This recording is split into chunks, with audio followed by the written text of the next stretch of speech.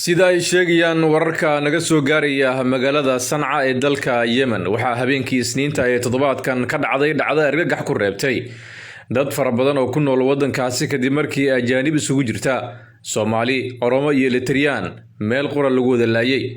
dhacdadan oo si gaar uga dhacday xarunta laanta socdaalka iyo jinsida ee magaalada Sanca ayaa ka dambeysay markii kooxda Xuutiyiinta ee maamusha magaaladaasi ay dhawaan soo qabteen boqolaal muhaajiriin ajaaniba oo ku nool wadankaasi kuwaas oo haysan warqadaha sharciga.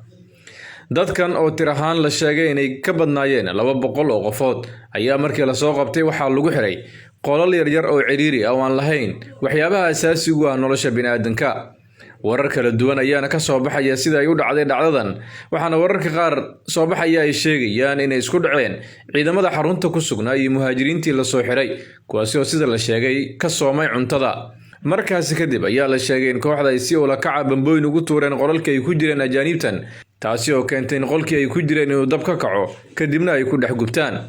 muuqaal gaar ah oo uu helay telefishinka Somali Cable ayaana muujinaya dad ka dhex qaylinaya qolal yar kuwaas oo aad u gubanaya, waxaana muuqaalka sidoo kale laga arki karaa meydadka dad aad u fara badan oo dhex yeela qolalkaasi.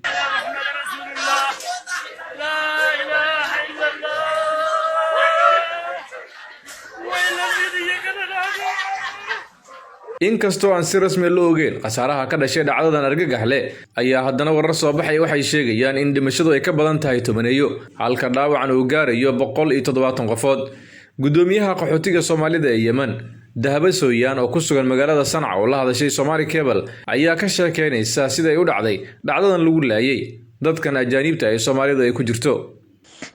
dhacdadii foosh xumeed ee ka dhacday maktabka jawaasaadka ama migration-ka dabka wuxuu ka dhashtay maxaabiista waxaa sameysay mudaaharaad ay raashinka ku diidayaan. ciidamadii soo galo waxay dhaheen raashinka waa inaad cuntiin, maxaan kuu sheegaa mudaaharaad iyo waxaas ma jira, raashin ma cunaynay dhaheen. saxamankii raashinka loo wada saxanka mid Oromo inuu tuuro carabka ku dhuftay sanka. carabkii markii sanka lagu dhuftay askartii meeshii buuqi ka dhacay, ciidamadii waxay wacdeen oo maxaan ku sheegaa xaaris wadanka ahay oo loogu talagalay mudaaharaadyada iyo waxaasayto. markii ay ciidamadii yimideen waxaa layiri ninkii saxanka tuuro ninkan sanka ka jabiyay iska soo bixi raashinkan cuno. ma cunaynay dhahan ninna idiima hayno. المهم نص ساعة ليدينا لير نص ساعة كدب جواب عذر وفي عنا نجلس. المهم نص ساعة كدب وحالو طوري صنت دبك كإلميسي سو صد حبة صنتي دبكي كبحي يقيعي فراشدي وقبصدي دبك ماشى سو كل شيء قسارها صومالي ده سو جارتين وحيدين تهي لا قفوض وداوعه يا أفر قفوض ولا لا دبكي حرنانا وسو ديسن. dhacdadan ayaa markii ay dhacday waxaa xarunta UNHCR ee shaaric Baghdad ee Sanca ku taala ku banaan-baxay boqolaal ka mid ah ehelada dadkii la laayay kuwaas oo dalbanaya in cadaalad ay helaan isla markaasna la tuso meydadka eheladooda si ay u aastaan. mudaaharaad maanta qabnaa dadka Oromada iyo Soomaalida dhinacna waxaa tageen nimanka dhinac waxaa tageen naagaha oo isku qarsanahay dadka la dilay loo mudaaharadooya oo meedkooda la diiday in dadka la siiyo dadkooda la tuso iyo dadkii caafimaadka qabeen waa la diiday.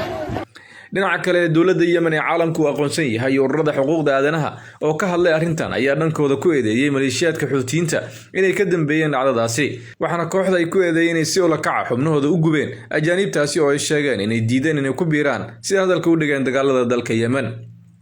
ururada xuquuqda aadanaha ayaa sheegay in dhacdadan ay baari doonaan isla markaasna ay ka soo saari doonaan warbixin rasmi ah oo ku aadan khasaaraha dhimasho iyo dhaawac ka dhashay. si kastaba ma jiro wax war oo ka soo baxay dhanka kooxda Xuutiyiinta oo ay uga hadleen dhacdadan lagu eedeeyay inay ka dambeeyeen. Cabdi Fataax Macnuur, Somali Cable, Muqdisho.